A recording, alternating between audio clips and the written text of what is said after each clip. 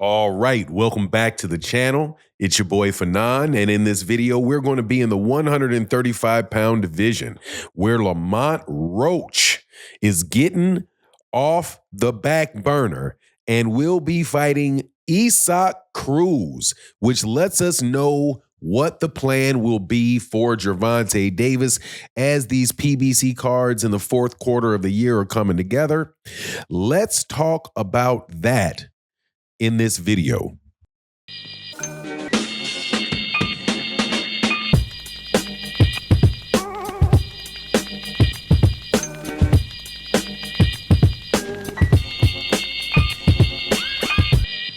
All right, welcome back to the channel. It's your boy Fanon, and in this video, I am happy because we now have some clarity into what is going on with the PBC fight cards. As yesterday, several bits of information had come out, the most significant of which, in my opinion, is the fight between Lamont Roach and Pitbul Cruz, because that is something that will set up Gervonta Davis's next fight after he comes back from fighting Jake Paul in an exhibition. Now, before I get into that, though, let me welcome you back to the channel. If you are new to the channel, please accept my invitation to hit the subscribe button and hit the bell icon so you can be notified of when we release more videos.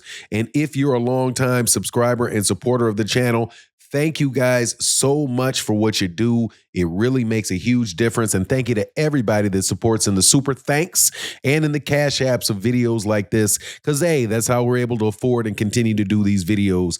But let's get into it, because I'm happy for Lamont Roach. Lamont Roach did not get the Gervonta Davis rematch that he wanted right away. However, he landed in a very, very nice spot as he will be fighting Pitbul Cruz. And I do believe that they will be fighting for the WBC interim title, if I have that correct. I do believe that that is what they're going to be fighting for. But more importantly than that, this is a battle of the two guys that have given the best fight to Gervonta Davis in his career. If you recall, Pitbul Cruz was a last-minute replacement for Rolly Romero the first time that Gervonta was going to fight Rolly Romero. In that fight, Pitbul Cruz gave Gervonta Davis a very, very solid fight. Gervonta had a hand injury in it. I thought Gervonta won it with one hand. However, Pitbul Cruz in that fight really did arrive as a significant and substantial competitor in the 135-pound division. After that, he moved up and received a title, got a title at 140, lost that to Rayo Valenzuela. That belt ultimately went to the WBA champion now, who is Gary Antoine Russell. So you just see that there is a lot of action around PBC fighters in that particular weight division. So to see Lamont Roach move up and get a shot at Pitbul Cruz, I think, is a great thing. Now, obviously, Pitbul, had the good fight with Gervonta. Lamont Roach, obviously, same thing, except for, in the case of Lamont Roach, he actually got to the point where it was a draw in the fight. Many people think that he won the fight. I thought it was a close fight, could have went either way. I personally had Gervonta Davis winning the fight, but without a doubt, Lamont Roach introduced himself to the boxing world as a very, very legitimate challenger. So to get his shot at at 140 to get an interim title against Pitbul Cruz, I think this is the second best thing that could have happened to him, other than going straight back into the fight with Gervonta Davis. Now, for me, though, the fact that these guys are fighting and the belt that they're fighting for tells me that more than likely Gervonta Davis is going to wind up being at 140 pounds because, number one, he's fighting a guy at 195 pounds, so it's only going to be natural that he goes up in weight a little bit. But everybody that was at 135 is now at 140, including Shakur Stevenson.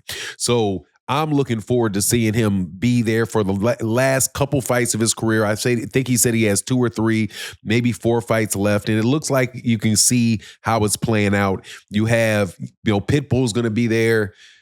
The Lamont Roach fight is with Pitbull. Whoever wins that could get the Gervonta fight. But then also you have Gary Antoine Russell, who is fighting on the undercard for Gervonta Davis and Jake Paul, who I think for an actual title at 140 pounds would be something real big, because just like Lamont Roach and Gervonta is a big deal because he's from DC, and because Lamont's from DC and Gervonta Davis is from Baltimore. Same thing goes for Gary Antoine Russell. So I'm just looking forward to and hoping that these guys all mix it up in that weight class.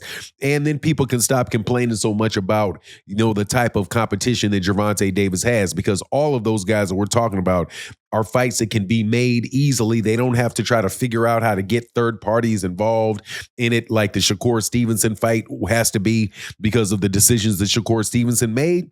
But look, man, I'm just loving how it is playing out. Now, some other news that came out related to the PBC is that Erislandy Lara will be unifying against Janabek, one of the other 168 pound champions that that is promoted by Top Rank. So if you recall, some months back, people were reporting that there was going to be more partnerships between Top Rank and the PBC, and this looks like to be another evidence of that, where these guys are making fights if it makes sense for them.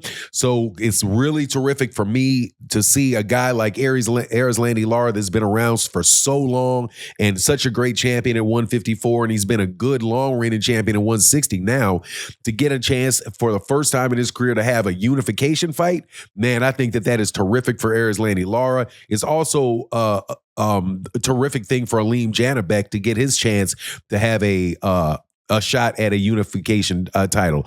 I know it's a simple-minded way to look at the fight, but obviously Janabek is a lot younger than Erislandy Lara is. Erislandy Lara is got to be up around 40, 42 years old, something like that. So, he's been around a long time, long in the tooth, but do not get it twisted. Erislandy Lara is one of the best fighters that are out there, and I've been loving how Erislandy Lara has been fighting lately. He's been sitting down on his punches. It's been a lot more, fighting than before when he was at 154, where there's a lot more movement and using a lot of that, kind of Cuban defensive evasive style. He's been a lot more engaging, but at the same time, if you do that with somebody, a young guy like Aleem Janabek, man, that may not go very well for you. But I like the fact that that's another PBC fighter that's fighting a top-ranked fighter. I'm not sure what card that's going to go on. More than likely, it's going to be on a PBC card, because as of right now, Top Rank has not announced its next network deal. I'm sure we'll find out where they wind up pretty soon. But anyway, that's my take on the matter. Please let me know what you think in the comment section. And with that, I'm out. Deuces.